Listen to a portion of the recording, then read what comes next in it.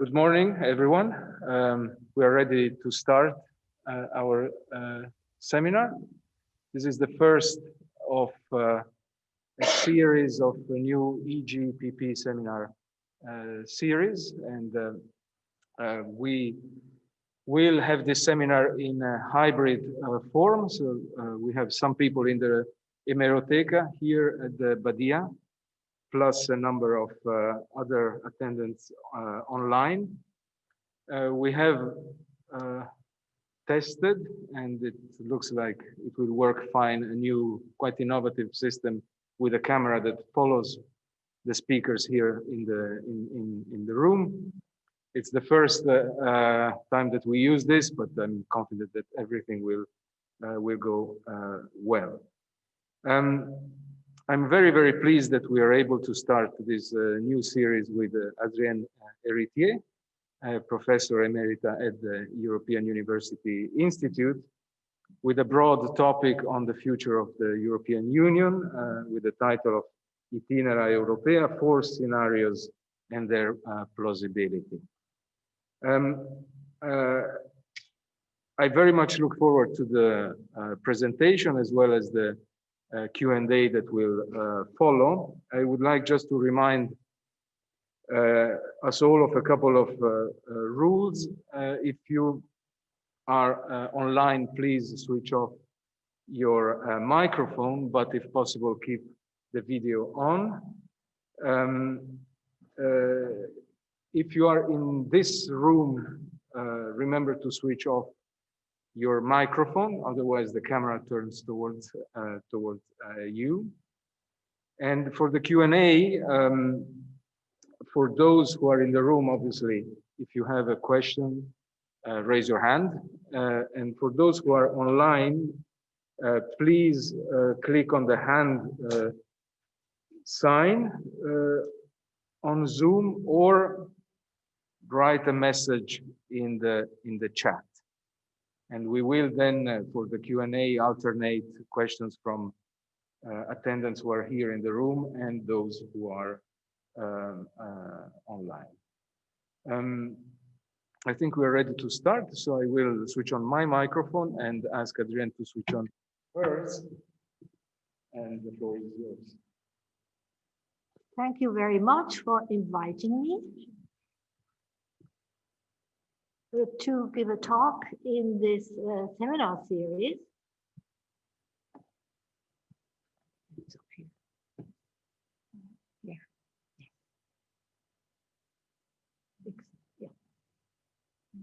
Yeah. Thank you very much. So yes, the topic which I'll be talking about is here in view of the crisis which we were faced with in the last decades in the European Union. The question which I raise here, how can we systematically try to come to predictions regarding the possible path the development of the European polity will take, given these conditions of several macro external shocks, that is the financial economic crisis, migration, the pandemic crisis, plus economic crisis, following it as we are in now as we speak. The question is then to ask, which direction will the European polity take in its development?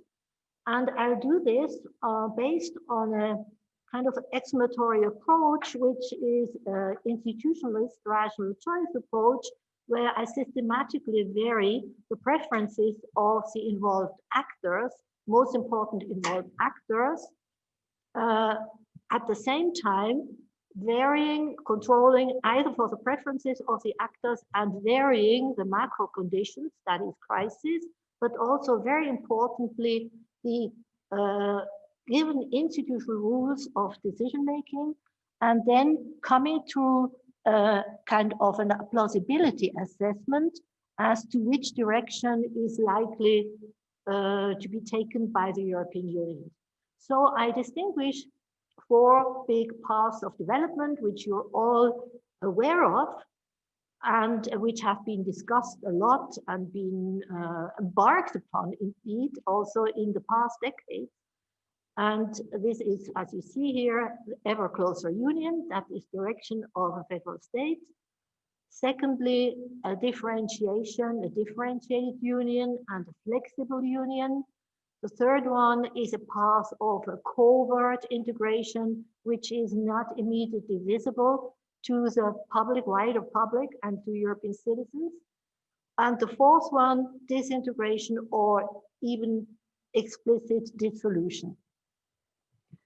Now, I'm arguing that the factors which are determining on which path we will embark upon or will continue to develop on are, as I said, actors' preferences over outcomes, the external conditions, macro conditions, that is crisis or non-crisis, types of crisis, and the institutional rules, unanimity, qualified majority rule, etc., etc. And I have to add the preferences over outcomes, of course, in this analytical scheme are which type of path do actors want to embark upon? That's the question which is raised. And the relevant actors, which are most important now in determining these choices, are clearly the institutions, which is the Parliament, the Commission, the European Council, and member states. I'm focusing all member states, but focusing mostly on the large ones, when I now kind of explicate the preferences of the actors involved. Then the institutional rules, of course, which do we have, which rule are we dealing with? Is it qualified majority rule? Is it simple majority rule? Is it unanimity? And of course, a very important institutional factor is also court decisions. How do court decisions impact upon these choices? Then, of course, the macro factor, which is pretty much constant throughout the discussion of all these four scenarios, are the external shocks which have been with us. That's starting with the financial crisis in 2008, then with the migration refugee crisis, and now with the COVID pandemic crisis and the kind of the resulting economic crisis and recessions we are moving into.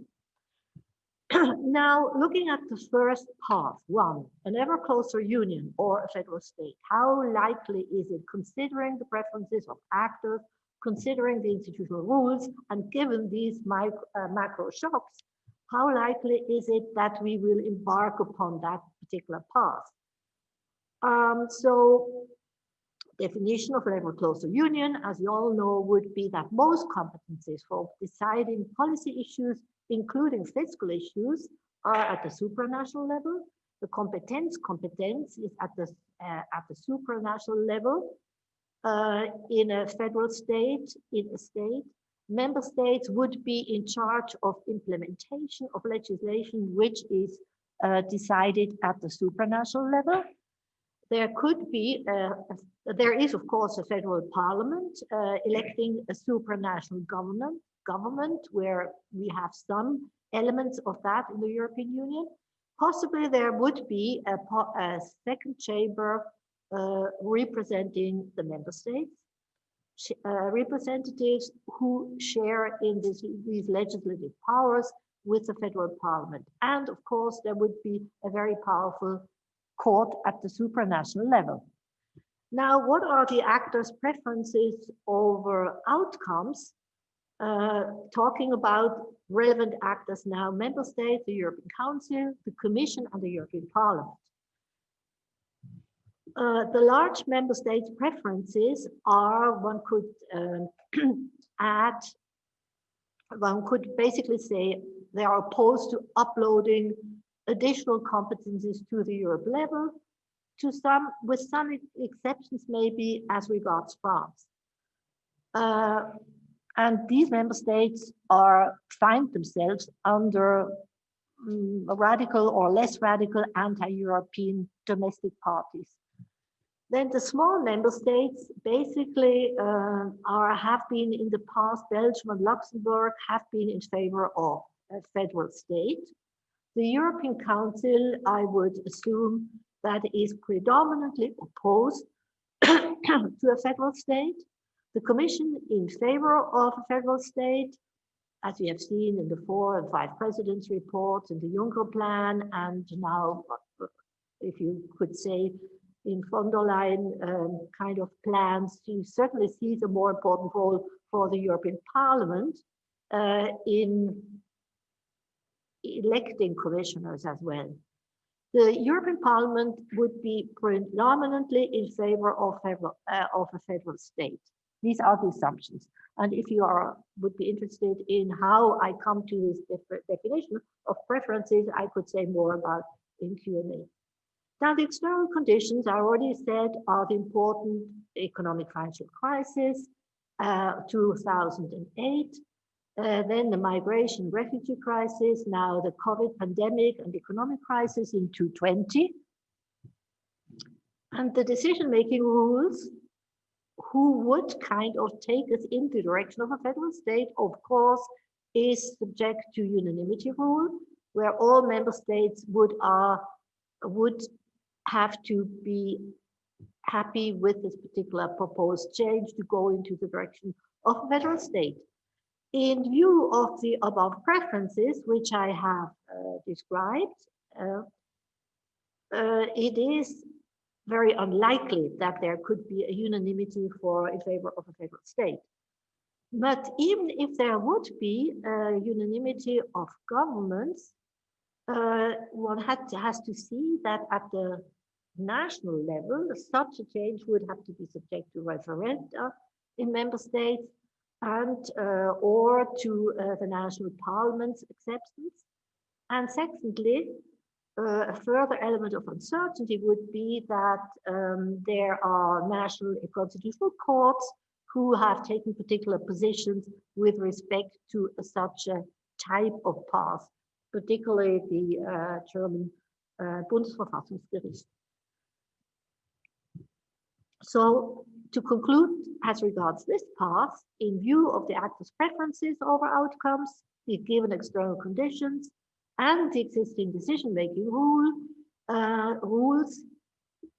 the crisis, as we have seen, even the crisis situation didn't bring forward a centralization and the strong wish to go down this path and to embark upon the route of a federal state, because there are redistributive issues at stake, and the types of crisis actually had rather centrifugal tendencies in most of the situations. Now, the second path is differentiation and flexibility in the European Union. And the definition of differentiation is, as you all are aware of, differentiation as to whether a member state is participating in the specific policies, or can it engage in opt-outs, in opt-ins, as it wishes, or do we have a form of differentiation which is a kind of a two-tier model where a group of member states are engaged in common policies across all policy areas, and another group of member states are engaging in only a few common policies, which would amount to a kind of a two-tier model. What are the actors' preferences regarding this particular path? The majority of member states are rather in favor of a differentiated form of integration. So is the European Council. The Commission is quite skeptical regarding the differentiation and considers it only as a second best option in case of a failure of a negotiation process with member states in a treaty change. The European Parliament is very skeptical of differentiation. Again, the external conditions are the same one as under path 1. I don't have to repeat this here. The decision-making rules regarding differentiation are not in need of unanimity. If differentiation is allowed for, it could be decided by a qualified majority, and dissenters accordingly can choose opt-outs. and can choose not to join the inner circle of core Europe. Conclusion, in view of actors' preferences and the given decision-making rule, again, differentiation and flexibility is likely to continue as a path we have already embarked upon for a longer, at least 15, 20 years. Path 3 is a path which is actually not something which you explicitly aim for, but it is a concrete process which has been already in the past very typical for the development, institutional development and policy development of the European Union.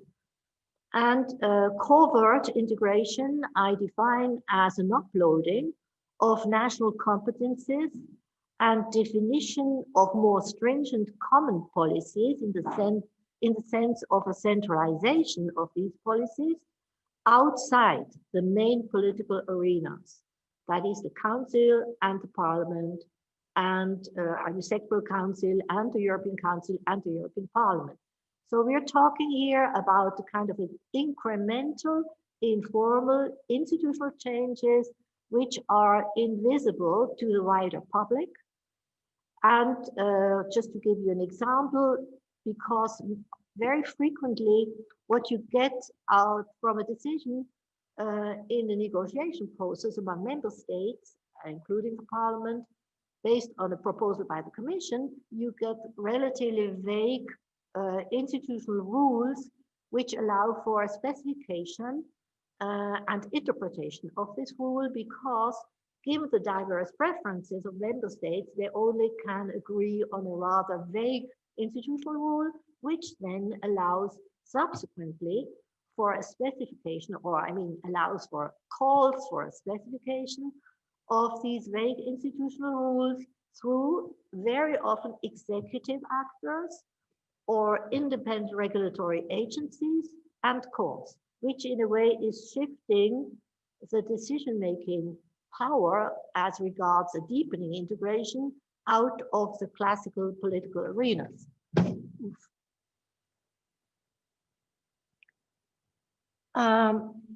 Just to give you a few examples of how this happens, this kind of path of covert integration, you get a tendency to redefine salient issues which are very divisive in the European public into complex technical issues which sound technical and detailed questions, which then take the redistributive aspects out of these salient issues.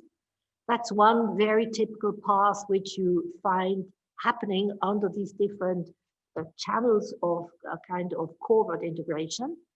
What you find also, which is an interesting form of parallel competencies for the European Union, the supranational level, alongside with let's say regulatory competencies. And what you can observe over time is that the European regulatory rule then crowds out the regulatory competencies of member states just over time, because then for those who are affected by these regulations, they would have to kind of act on the state. They would have to take into account all types of different regulations if they would follow the national rules, whereas if they would use the European rule, it would be much easier for them to solve this regulatory issue. Another type of soft mode of kind of deepening integration has been achieved through the open method of coordination to some extent, and benchmarking. This is kind of avoiding political opposition in the legislative arena, because that does not go through the legislative arena, but goes through kind of standard setting, kind of soft modes in terms of liking benchmarking, see how somebody doing in terms of pension provisions in member states, and through just comparing kind of the benefits which are then paid, you get an impression and you can kind of show who is performing well, who's performing less well, and that can exert some pressure on those member states who make, if you want to, a brutta figura, to change their policies, right, through this kind of soft mode. Now, what are the actors' preferences regarding the use of this type of covert integration and all these different types of covert integration mechanisms? Member states are mostly opposed to covert integration. The Commission in favor of covert integration because I remember one kind of statement by Mario Monti when he was commissioner. He said, you couldn't believe how much we could do if we wouldn't have to go directly into the legislative arena. And he was referring to agricultural policy reform, which he says is very hard to realize if you go into the political arena, that is the legislative arena, and or in the council. But if you do it in these forms of covert integration, you can get a lot done, right? And it has been shown empirically that a lot has been changed through the mechanisms of covert integration. The European Parliament, for obvious reasons, is very much opposed to all these mechanisms because it's doesn't play a role in this game. It's kind of absent. The external conditions, again, are the same, assuming the same ones for all, like all other passes. Now, the decision-making rules, I mean, the point is that covert integration flows from consensus rules. It flows from unanimity rule because given unanimity rule, given diverse preferences of member states and also the European Parliament, it's very likely that you come up, as I said before, with vague decisions, right? And these vague decisions, of course, open then to get out of deadlock, right? Given diverse preferences of actors. And if you get out of a deadlock situation, if you find kind of a vague compromise, and this compromise then, of course, needs to be filled with concrete, specific details, and you have to say, what exactly are you doing with this vague decision? And that's when a way you open a door for a specification and a deepening of integration, assuming that the actors who are specifying the details of this vague rule are in favor, of course, of a deepening integration and more of a supranational policy. So conclusion, given actors' diverse preferences, given demanding decision-making rules in the formal arenas, and given external problem pressure, covert integration through the back door is very likely and has been with us for decades. Path 4, disintegration, dissolution. It is defined, it could be defined in different ways. A collective formal decision to repatriate specific policy competences to the national level would be a form of disintegration, you could say.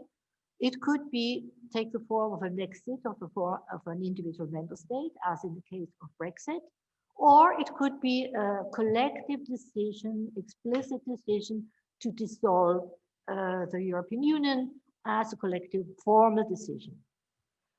Now, what are the actors' preferences with respect to these three outcomes? Repatriation of specific competences.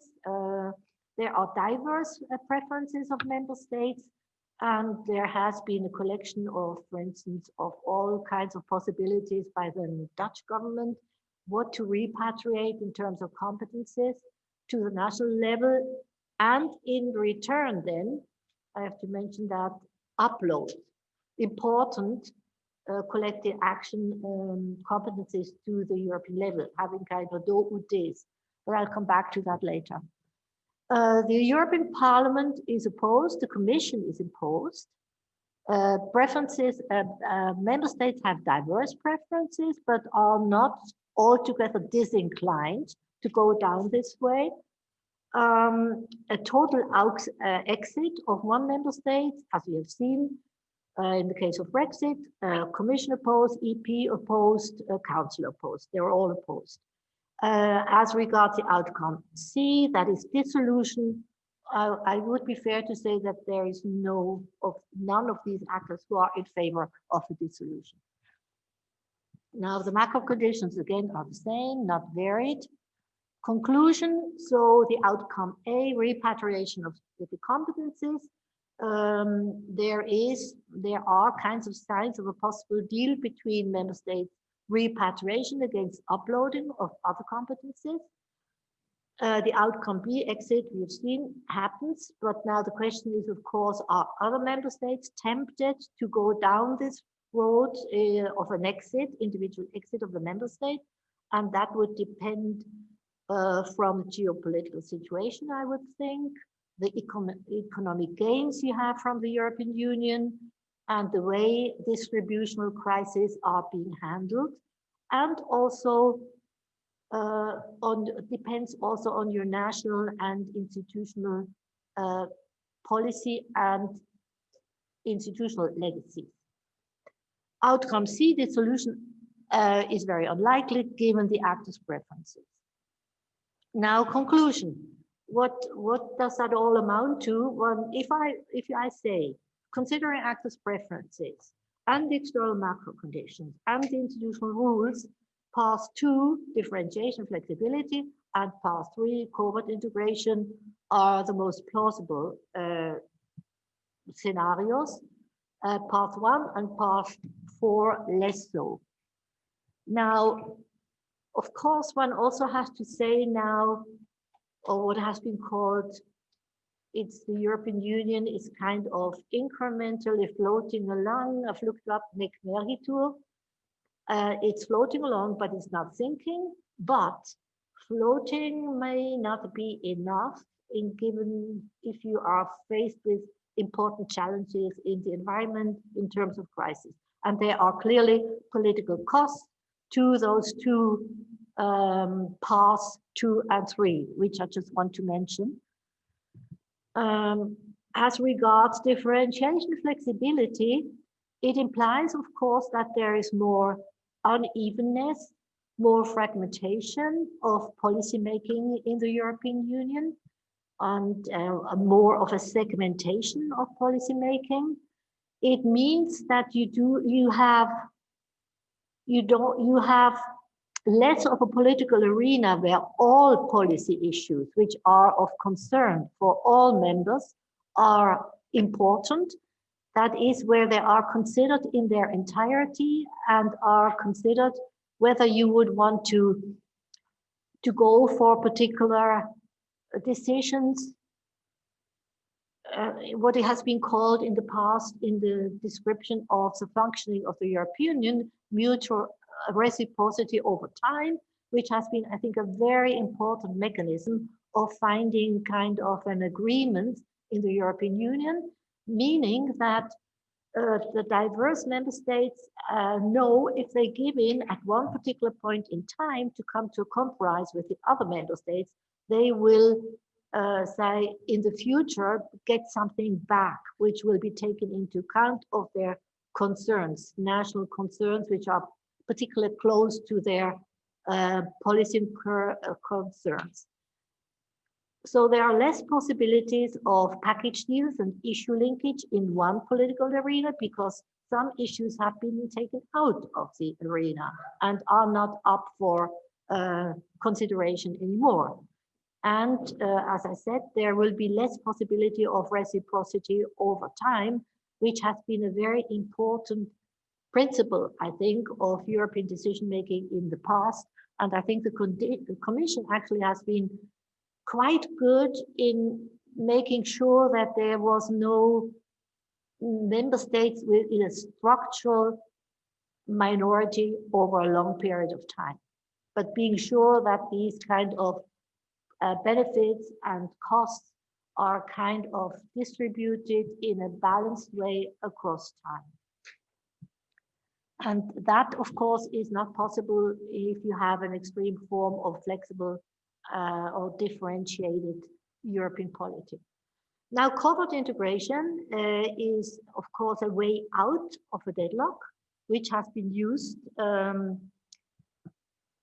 again and again and again in the last decades. But what has happened, what actually is happening, that the policy status quo is changed and the institutional status quo is changed in a way, in an important way, but it's not visible for the European public, right? And this means, no, first of all, I have to say it could go along with a strengthening of executive and non-majoritarian actors, which is, of course, could be problematic with respect to democratic legitimation. And it also means that once citizens realize that there has been a deepening of European policymaking has been taking place in the sense of making it more centralized, they realize it at one point. And if then, as we have seen it in the past, some referendum is called for in member states, there could be a clear anti-European backlash. So this kind of hidden policymaking or hidden institutional change is risky. So what are the practical implications of that? If you say 1 of 4 are unlikely to happen, right? That is a state, a European state, dissolution. And 2 and 3 are more likely, flexible integration, differentiated integration, and covert integration happens all the time, is here with us. So what could that mean now in terms of where we could be heading on what would be desirable? And clearly, you know, just floating along and incremental changes in view of very challenging environmental conditions may not be enough. Now, of course, I would also want to argue now, and this is maybe my normative position now, that a front-loading of ambitious institutional reforms, overall treaty change, in view of the diverse institutional preferences of member states in treaty negotiations, and a direct confrontation of these diverse preferences of member states as regards the future shape of the polity, I think would be a very risky path to go down. But it would be fair to say that if one comes up with some kind of ideas in which direction one could head, it is safe to assume that member states want to keep the integrated market, but they also want to be sure that they don't have to give up their sovereignty to a significant extent, and they don't want to lose important legitimacy resources, which are, of course, more than anything else, the welfare state, the national welfare state. So maybe the safest way to go down would be to have modest institutional treaty negotiations, renegotiations, which are linked, and that's in basic argument, it's kind of a two-track approach, which are linked to partial important policy integration projects, which are just very necessary for the collective interest of the overall polity. That is in fiscal policy, environment, climate, digitalization, external representation, foreign policy, defense, public health, just to mention the most important ones. But what is important, and that goes back to this kind of argument of over-constitutionalization of the European Union, that too much has been put into the treaties, which were actually policy issues, but I don't want to go into this entire discussion now.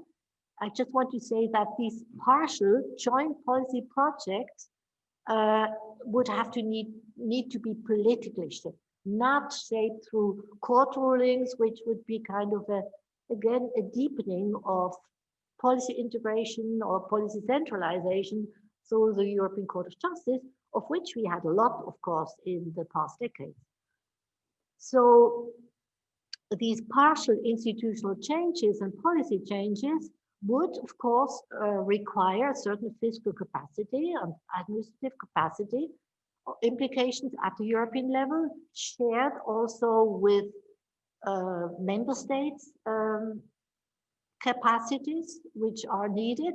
And that the important point is to say, and actually it's an argument which was once made by Anton Hemmerreich, it's important to divide output legitimacy by providing particularly, welfare services or other crucial services, welfare services, social policy services in a very wide sense, to share the ownership and the merit for these competencies taken on also in part by the European Union, to share them with member states, to give member states incentives to kind of engage in more welfare services, favored by incentives of the European Union, but clearly also because member states don't want to lose this so-called, what von Klingmann called the legitimacy resource, don't want to lose this resource. So it means that one would have to move on two tracks: courses, limited institutional reforms linked, and which would be easier to realize if they are linked with important policy project innovations, which are obviously needed in the eyes of everybody. These would be easier to realize. So to conclude, I think the European polity will remain a halfway house between a supranational polity and the intergovernmental polity. Thanks for your attention.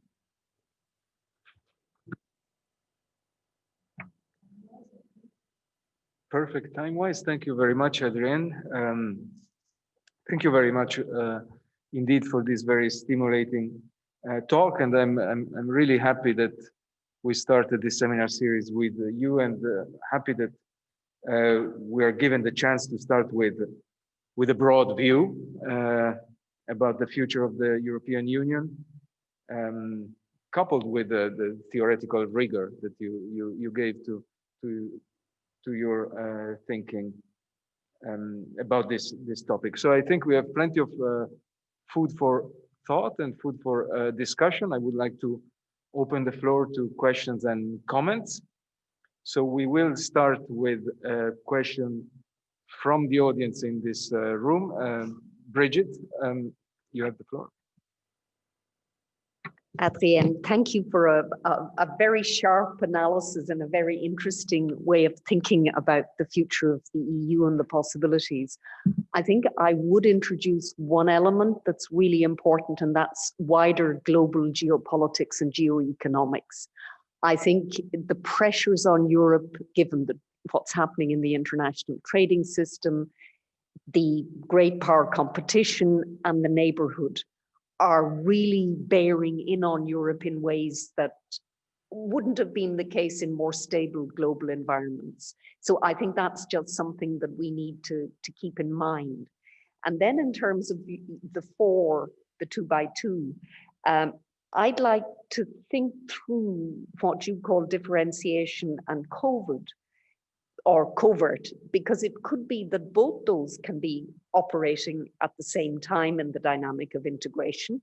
And so I think there might be a useful distinction between what one might call as not a muddling through, but a muddling up EU, which could have differentiation, covert integration, and the floating along, a form of your floating along.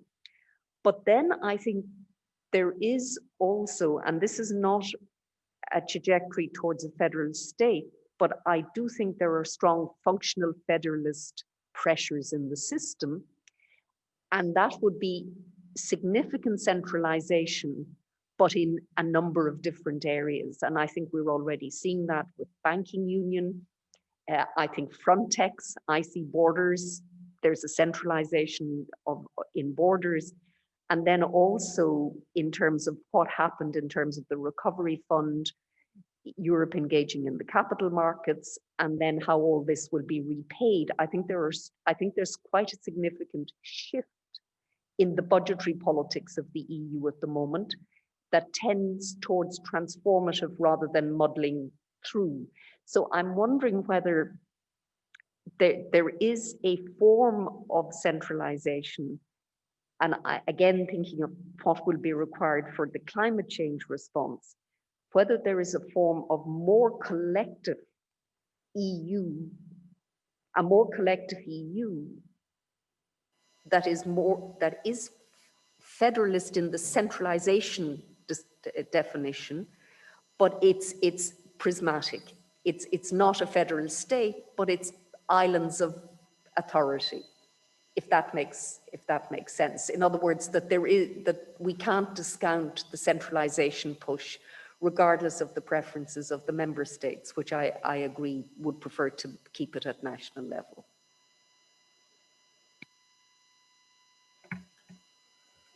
Thank you.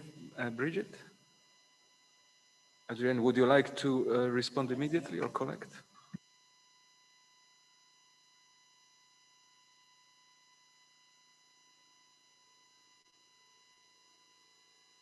And then took it out because it was kind of getting just too many kind of pressure, macro pressures. But when I say where, joint policy projects are absolutely crucial, right? And saying foreign policy and defense policy, that's what I thought that's where it came in again then. And that links also to your question of, if I understood you correctly, that there is a centralization going on in the sense of differentiation according to policy areas, where there is a lot of pressure to act, like refugees, for instance, the kind of Euro governance crisis, now the recovery pact, where you have kind of policy-specific centralization going on, right? But one has to say that's true, of course. But these decisions, like Recovery Act, for instance, is going through the central arena. It's not covert. It's open, right? And of course, it translates going through the budgetary process. It goes through all different policy areas and is, in a way, a very centralized process going on. And that's really, really interesting to see what's going on here right now with these kind of the link in the discussion with the kind of objections of the European Parliament regarding the Recovery Pact in the central arena of the budgetary process, linking it to the rule of law, right? And the problems, conditionality in the Visegrad states. And there you see how the process, of course, is again slowed down because you can't go ahead as it was, this entire impetus of real redistribution, which was coming with the Recovery Act, making sure or wanting to make sure that the economic relaunch in member states in this crisis now is not too uneven, and therefore the Recovery Act.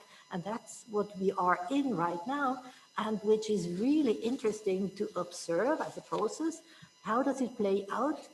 And what I find absolutely fascinating too is if we assume, that this common debt issuing goes on for 50 years probably in the context of the Recovery Act, this will have an impact upon the interaction of political arenas across member states where they all observe each other for the next 50 years. How are you using this money, right? Which brings kind of an attention in terms of political processes in other member states, mutual interest, right?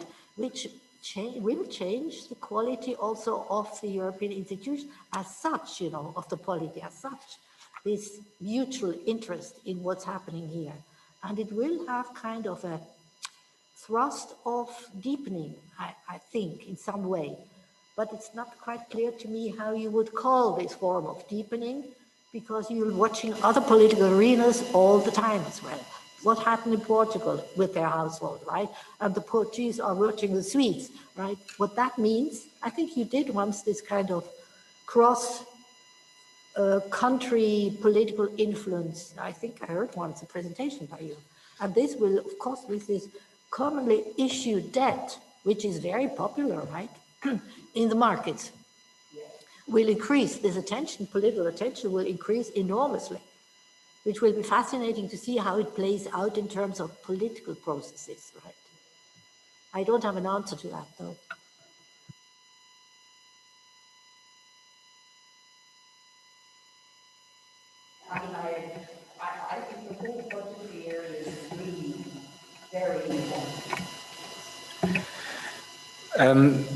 I have three questions online. Andrea Renda, Ulrich Krotz, and Bruno De Witte. Andrea, please, if you can unmute yourself. Yes, thank you, and thanks to Professor Héritier, as always, for a very brilliant presentation and very interesting. I had just a couple of curiosities I wanted to check with her, whether she's introduced them into the analysis. First of all, I agree that the Commission in particular is becoming increasingly fond of a variety of methods of covert integration, if you wish, and it's becoming actually more sophisticated in that. And I agree also that the resilience and recovery plan will be a very important factors in the factor in the years to come in terms of whether the EU will disintegrate or reintegrate. One thing that has not been mentioned of the many things that I agree with in your exchange with Bridget is the fact that the ability to spend and carry out reforms might prove very different, as it always has proven to be over time, over the coming months. And this might lead to further divergence between the performance of member states. So, and that is something that I think will have unpredictable consequences. The other thing I wanted to say is and this is more a question, is whether you see not only in the ups and downs of multi-level governance at the EU level, but you see also some room for sideways moves, and in particular in the process of agencyfication, which is something that in some cases has proven to be able to reconcile the interests of the EU level with the member state level. There is obviously quite a lot of debate in the development aid, development and cooperation part, creation of an agency or a bank for sustainable development. There is the Team Europe approach to external action, and there is an agencyfication debate, for example, on artificial intelligence and the regulation of digital platforms. These are ways in which sometimes some coordination, enhanced coordination, has been achieved between the EU level and the member states. I don't replicate the comment that Bridget made on the geopolitics and the external constraints, which I think might be a force for integration. But I have a last curiosity and see whether you would like to react to that. I mean, it seems to me that of all the crises that the EU has gone through, this one has a peculiarity, which is it hits the EU on healthcare, which is the area on which traditionally the EU level has had the narrowest, let's say, set of competences. So talks about treaty changes or talks about further coordination or even further agencyfication in healthcare might potentially create a more powerful force for integration and for federalist or quasi-federalist solutions. So I don't know whether you've given it any thoughts, and I'll leave it at this because it's already quite a few comments. And thank you again for stimulating us also with all your thoughts and your knowledge. Thanks very much, Andrea. I think you raised a very important question when you said we have to look at the implementation of the Recovery Act, if I understood you correctly, and see how attrazione will take place, right? And whether that may lead then to more divergence and to more kind of among member states, because the implementation of what the Recovery Act is offering deepens differences between member states.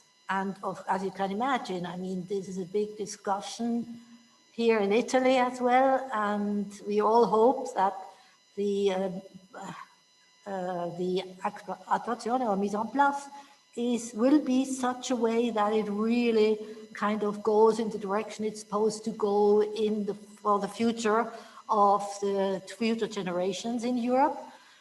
And I mean, it is an empirical question. We will have to see what happens. I hope that the preparation and the administrative capacity and the infrastructure will be there in order to do that in a way which then will lead to the result that the means are being used in a way which decreases the divergences among member states, not deepens the divergences. But I mean, that's a hope. As regards health, You're right. I mean, in health, I mean, the European Union doesn't have any competencies, hardly any, right? And it will be very interesting to see whether indeed, and actually Frederick Bergström is working on that now, whether, a lawyer, whether, because we analyze kind of centralization effects in finance after the crisis of 2008, and we see a clear centralization path embarked upon by the European institutions, and in terms of the substance of regulation at the policy formulation level, right? When legislations are decided upon. But when you look at implementation, you get all the decentralization, all the fragmentation, because that's all with member states. So you get a mixed result, right? Regarding and now he looks at, for instance, whether we can see a similar development at the policy formulation in health policy due to the pandemic. And again, then the implementation would be another step to analyze. And I would be surprised if we would find there decentralization again, right? Did I answer all your questions? Oh, agentifications, of course. Agentification.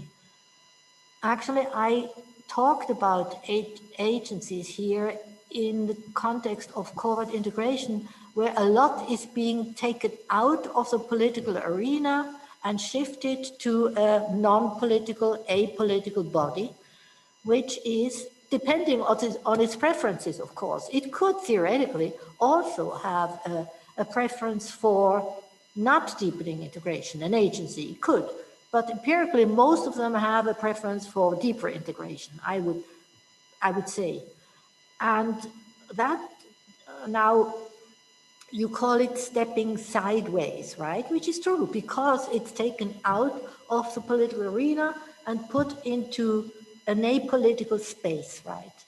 And that's why the European Parliament is not very kind of fond of all these agencies if it's not given more of a role in their decisions, in their boards, etc., etc.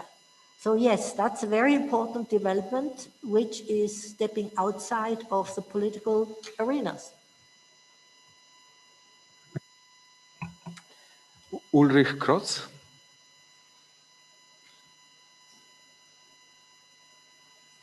Yeah, Adrienne, very great pleasure, as always. I've for very long been a great fan of scenario work and scenario thinking. And I often thought that it's not being done frequently enough by scholars. And also perhaps that it's not quite given the prominence by journals, etc., that it should be given. So for me, particular pleasure to listen to this. My question would be the frame, or the sort of the basic frame, the basic thinking of scenario thinking. Typically, scenarios follow classic taxonomy thinking, meaning the categories, in this case, the single scenarios, are mutually exclusive, A, and B, in combination, they should be, or they aspire to be exhaustive. So about the first part, I think there is not big issue. Mutually exclusive among the four, I think there is no need to discuss much, even though some people might say maybe overlap here or there, but I think it's not so important and not so interesting. Perhaps more interesting is about, are they exhaustive in combination? And there I feel somewhat, I would expect that listeners, or in the future readers, would go through, listen to your talk or go through the paper, and they're very intuitive, the four scenarios, but I would not be surprised if you said, oh, I have a fifth, oh, I have a sixth, which may not just be combinations of the four, but they may indeed be something altogether differently. So I think it's easy to expect what most people, or what many people might come up with. But what would much more interest me would be, I'm sure you thought about it, are these four exhaustive? And I would love to learn, A, what went through your mind, or B, what you think, what else there might be around that may be more or less likely or plausible next to or in addition to the 4 that you have. I would think that you thought through a few others that in the end didn't make the short list, I guess. So many thanks. Thanks, Ulrich. I did think about it. And I was considering whether I should, of course, they're not exhaustive of all possible forms of polity you can imagine, right? I could have used also dictatorship, right, for instance. But then that's why I said in the very beginning, I'm focusing on those which have been discussed in the last decades as possible ways to go down, right? In order to not to come up with all very unlikely scenarios that would never ever happen, right? And therefore I limited myself to those 4. And you're right, when you say they're not totally mutually exclusive, 2 and 3 are not totally mutually exclusive, right? And I mean, 3 is also a bit of a different nature in the sense of that's not something covert interest that you strive for, right? It's not something which you plan and design as a form of a polity, right? It's something which is a very concrete process going on every day and happens in a very kind of hidden way, right? But it leads to a deepening of policies in the sense of centralization of policies, and it leads to a kind of uploading power to the European level most of the time, and not in the other direction. But it's not a normative model, if you want to. For sure, it's not. Right?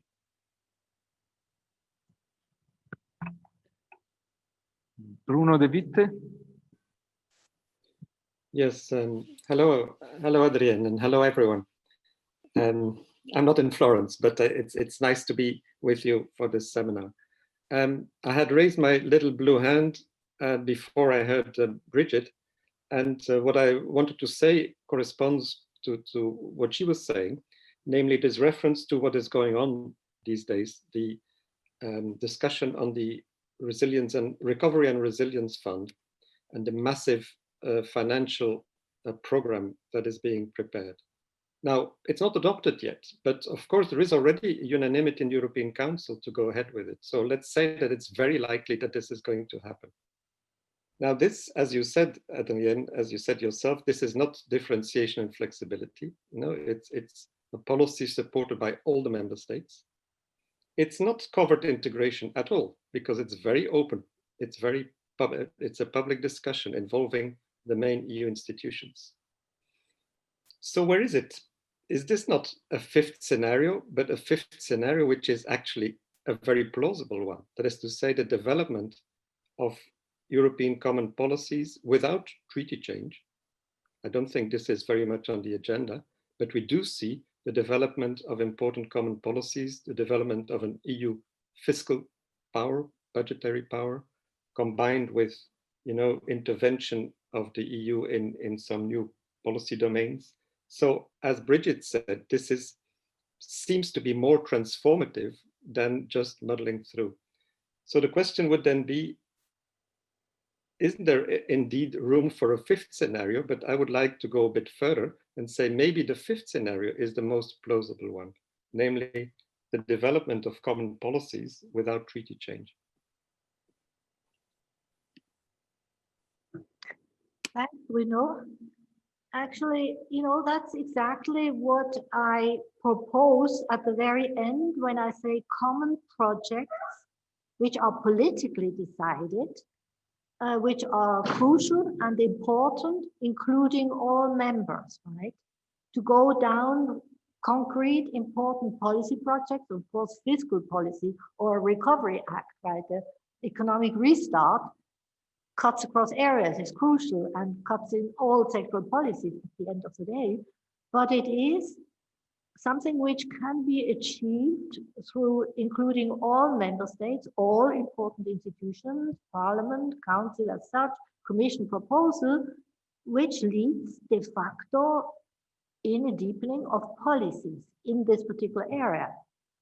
And it's not, we're not talking here about kind of change of the institutional architecture of the European Union. To some extent, of course, there are changes in the institutional architecture, but they are not an overall treaty change, right? Taking into account everything, which would be very hard to realize. But going through very important policy projects, implying having institutional implications as regards competence allocation, right? But also administrative capacity for sure, which then may have a sense of a deepening European Union. And in that sense, I think you're right. One should, what I actually now propose as a two-track, as I said, two-track option to go through policies and link smaller institutional changes to have it maybe as a scenario, which is a scenario in its own right. But I had it now kind of mentioned it as something which is feasible, right? Considering all the other four avenues which I looked at, right? 1 and 4 in particular.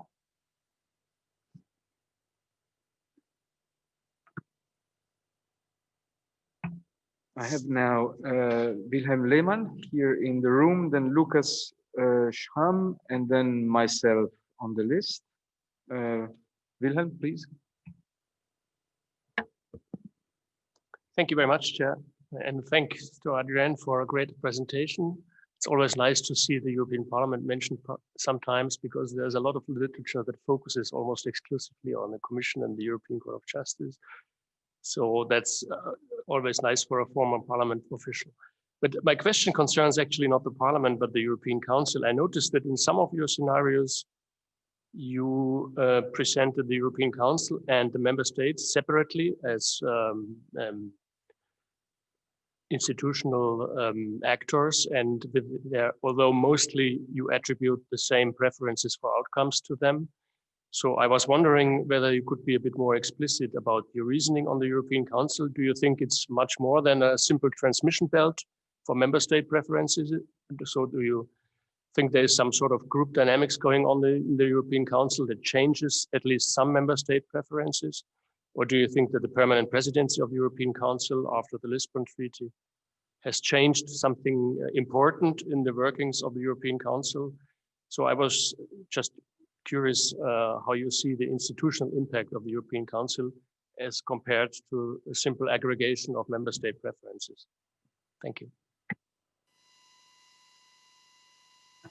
Actually, I think that the European Council is much more than aggregation of member states' preferences.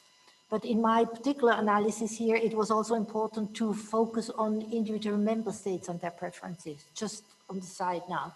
But definitely, I think the European Council has become a very important actor, right? In terms of the way it has changed over time, and Wolfgang Wessels has, described this very clearly how important it is, and its role in the definition of the policy agenda and institutional agenda is very, very important. And there it speaks usually with one voice, not just an aggregation of the smallest common denominator of all member states, but it has really a leading role there, I think. So I do think the European Council is very important. And I think in our analysis of the European Parliament and its rise to power, right, in our book, European Parliament Ascent of last year, we actually argue also that the European Council and its strengthening through various institutional measures has been a reaction to the rise, quick rise to power of the Parliament, put its foot down and said, here we are, European Council, and we make a difference, right? And they do. And Wessels, he describes it very impressively,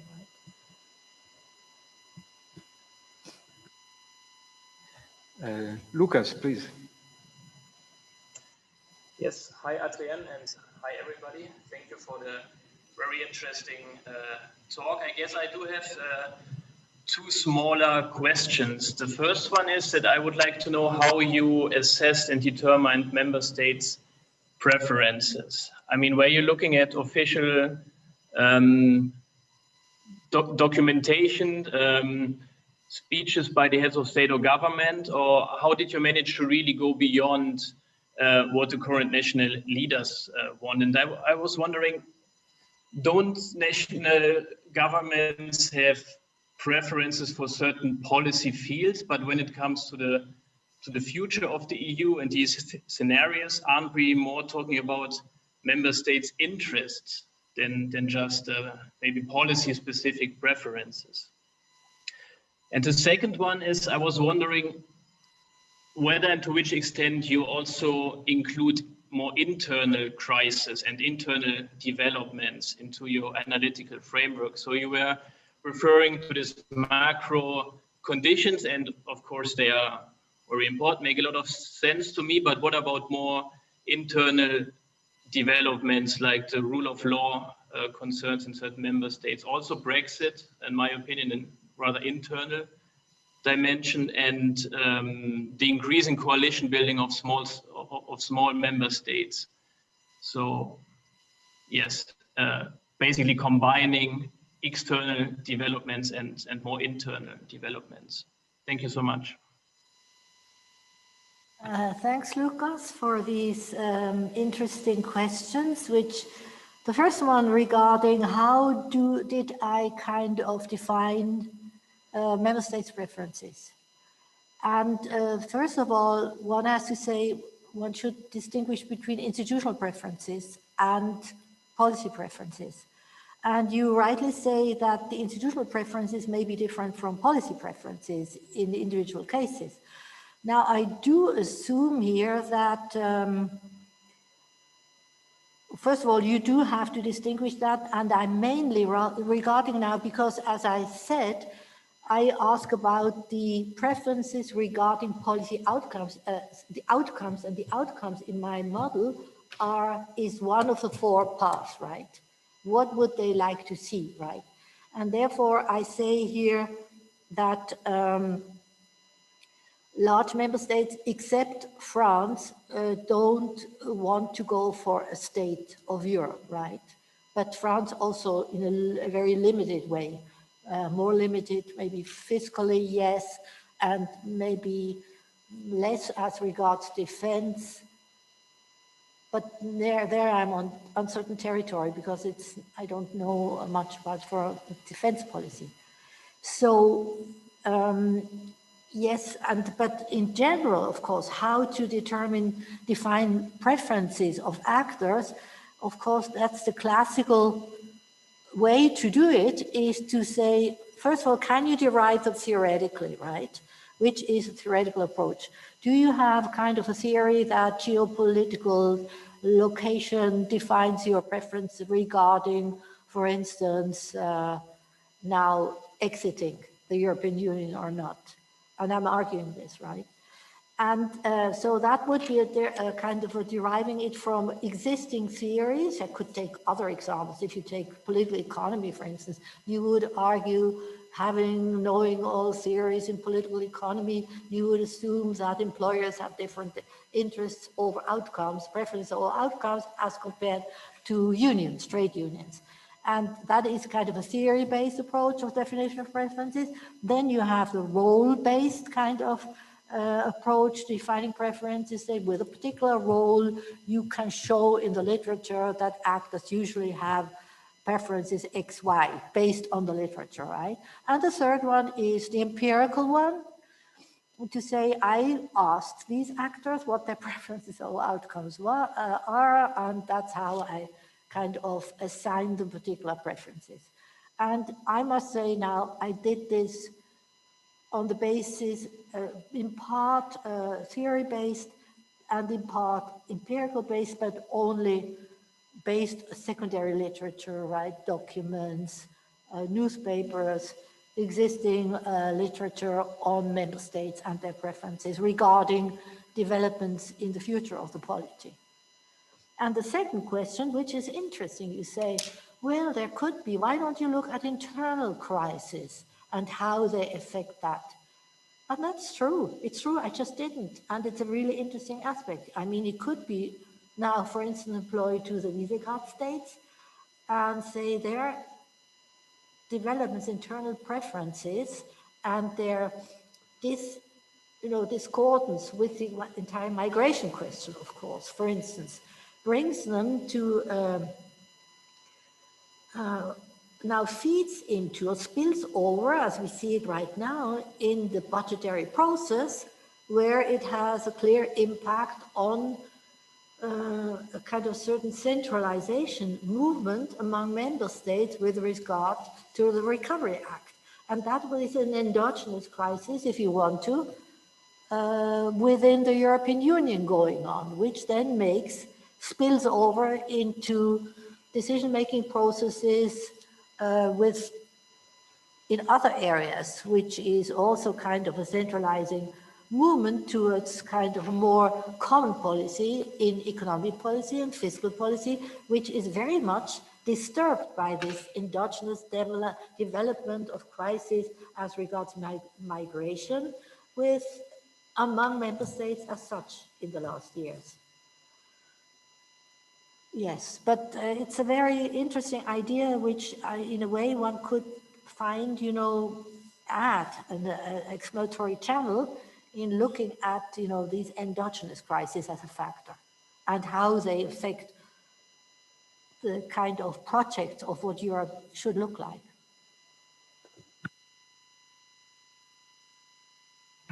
Okay, thank you very much. I have myself now on the list. If you allow me to ask 2 questions. I should say, I enjoyed your talk very much for, among other reasons, also because you spoke very clearly about actors and the interactions between actors.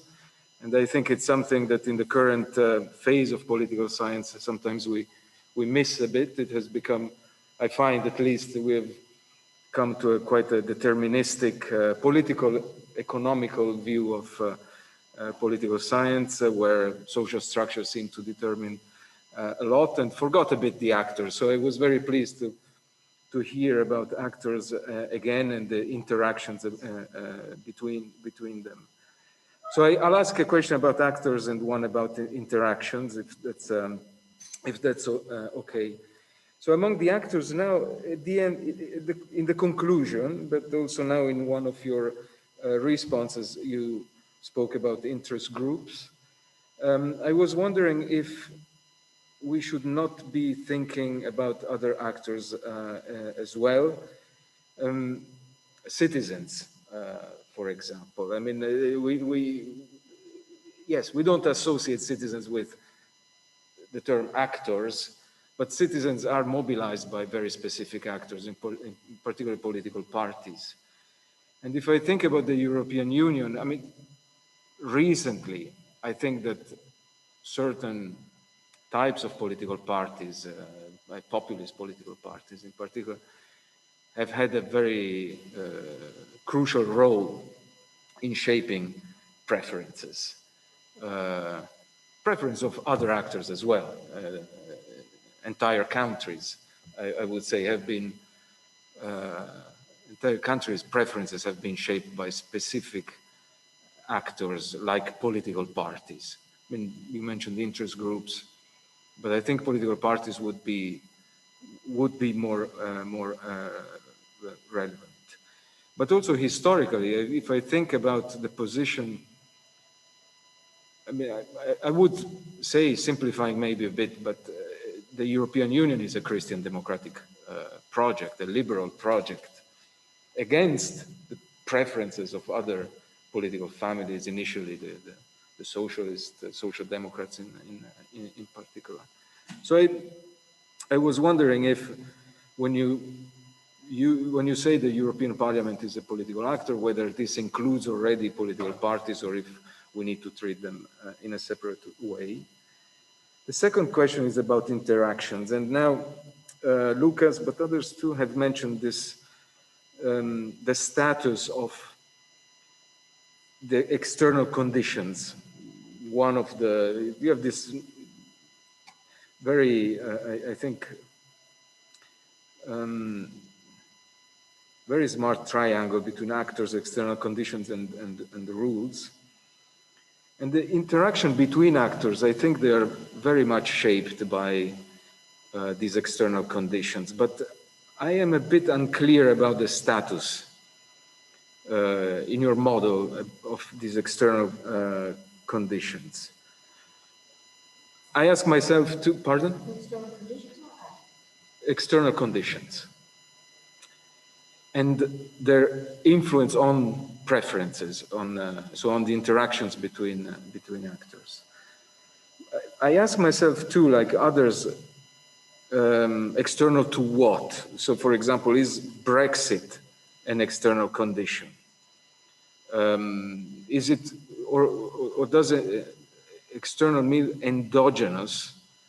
But then again, or exogenous, sorry, but then again, exogenous to what? So I struggled a bit with this differentiation, but in reality, the real question about the external conditions was, is this a variable for you in your model? Is it a variable? So you can think of external conditions as being favorable or unfavorable, or conducive or not conducive to more integration, or to one of the four scenarios. Now, in your presentation, you said, okay, the external conditions are the same. Yes, but then it stops being a variable. It becomes a constant, and therefore not really relevant for the scenario. So I struggle a bit with this, and so my question would be, maybe you can clarify the status of this factor. Does it vary or not? And the question then would be, do we need crises? Or are crises favorable for more integrations, or are crises unfavorable for more integration? What would be the hypothesis? Yes. Your second question first. Yes, external factors, these macro conditions in terms of shocks, external shocks, economic crisis, refugee crisis, pandemia, is held constant, is held constant. Therefore, it doesn't explain anything. What explains something is, in the two different kind of experiments you can make, is either change in preferences or different preferences of actors with respect to which route to embark upon, or the decision-making rule. And I vary one in time, at a time, right? In order to, and control for the other, in order to see whether that makes a difference, a change in decision-making rule, and find that it does, as regards the likely outcome of a choice of a path, right?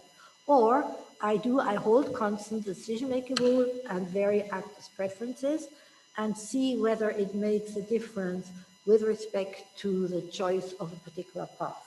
That's the model, right? But in that sense, the external shocks are held constant, and as such don't explain anything, right? Because there is the same for all, right? But the outcome is very different in different member states. And your first argument is now which actors? What about citizens?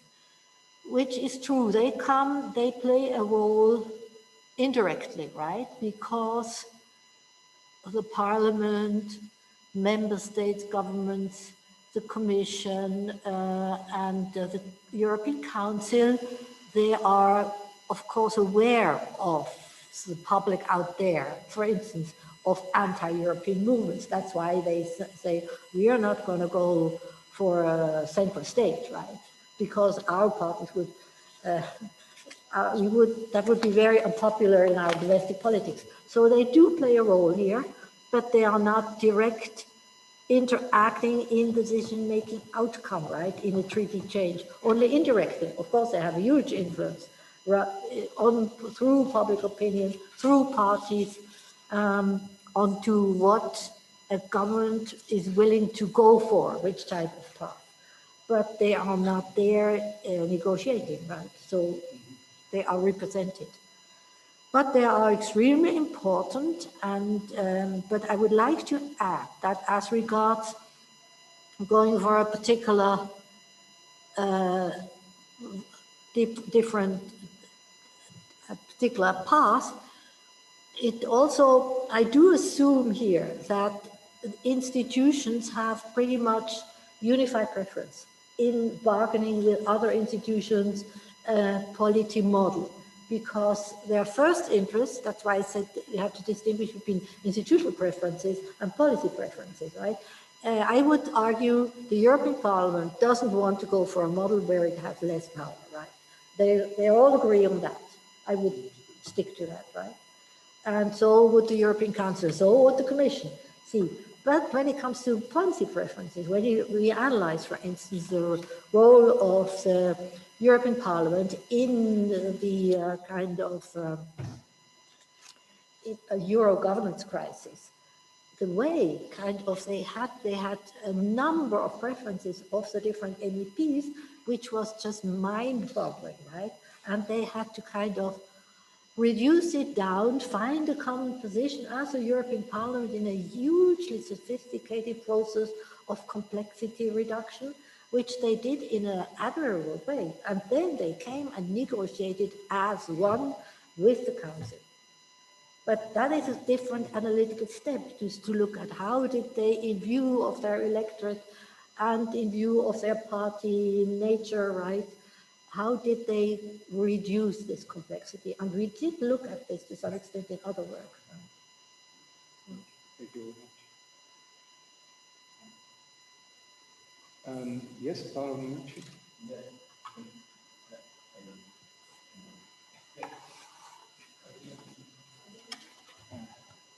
Oh, I'm sorry. Yes, okay. First of all, thank you for this very interesting and very timely seminar, because, you know, in Europe, one of the issues is this idea to start a new, a new capacity for Europe to have replies to the needs of output, we can say output policies of the European Union. The European Union, why? Because citizens win. So for me, the problem actually is not a problem of input legitimacy of the Union, but more of the output legitimacy. It means it is a question related to the member state have the problems to reply to needs of people, of citizens, and Europe actually is playing this role to have this coordination. So the scenarios for me is all are good or not, it depends. But for the reason why we use one or the other, it means the question for me is this and not other. Second, the question of citizens. First, the question raised by Daniele, because for me it's clear that after the European elections of last year, we had an increasing turnout. That's and the second question is that 70% of people vote for platforms, political platforms pro-European. So there is a clear message from citizens, and now I don't know if there are some Eurobarometers ongoing on how the people, how citizens, European citizens are feeling this response of the European Union to the economic and health crisis, both together. So that I think that for this, I think that I thank you very much, because I didn't present myself, but I work in the European Parliament. I'm working in Paolo Meucci, and I am EP fellow during this academic year here in Florence. Thanks. And I think that the main question for the European Parliament is not to have a role to play, but which role citizens through the European Parliament can play to have this. So we are, I suppose that we have to expect this. I hope this interesting conference for the future of Europe, in which we have to take on board these ideas, these scenarios, and see together where we need more Europe and where we need to have eventually less Europe. But that my question is related more to the fact that is not the question of the actors, is a question more about the crisis. For me, is the actors are there for to have a response, European response to actual problems that not only Europe has itself. So, and that's the reason why we absolutely, we needed to see with citizens first, through also this conference on the future of Europe, how to deal, how to have a new scenarios, maybe not the fourth one, but of course respecting the big capacity that had European Union to strongly interlink member states and actual European Union. So this interdependency is not enough. Thank you.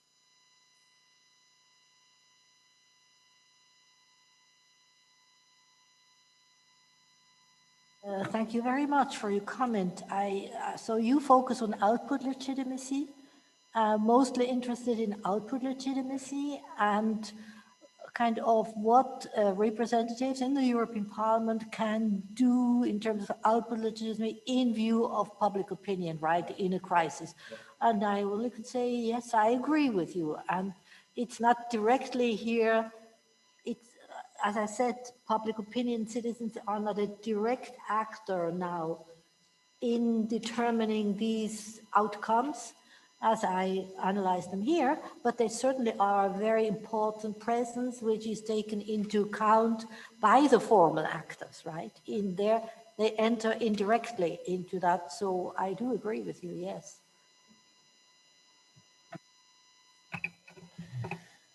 Okay, thank you very much. We now close this seminar. Thank you very much, Adrienne HéritierA, for your stimulating presentation. Thank you very much also to all participants. We reconvene in 2 weeks' time with a seminar by Philip Genschel. Thank you, everyone. Goodbye.